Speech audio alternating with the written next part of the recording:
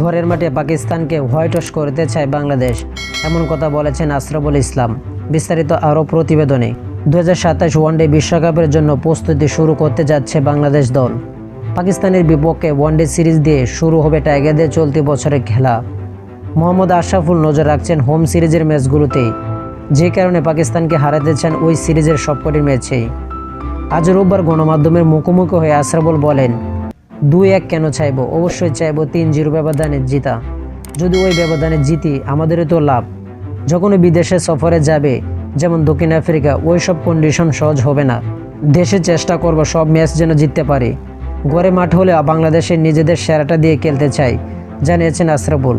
বলেন, পাকিস্তান দলের যাদের সুযোগ দেওয়া হয়েছে ওদের জন্যও সুযোগ। আমরা আমাদের সেরাটা খেলার কথা নিয়ে ভাবছি। অনেকদিন পর ওয়ানডে খেলছি। গত 1-1.5 বছর টি-20 টেস্টের মধ্যে ছিলাম। অনেক দিন পর ওয়ানডে হতো।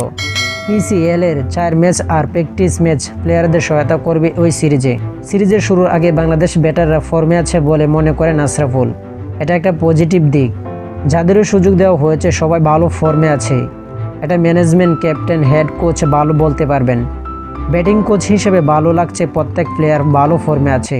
সৌম্যর বিসিএল যদিও ভালো হয়নি, তবে সর্বশেষ সিরিজে 3 ম্যাচের একটা 45, একটা 91 করেছেন। পিসিএল এর কিছু ম্যাচে চমৎকার করেছেন।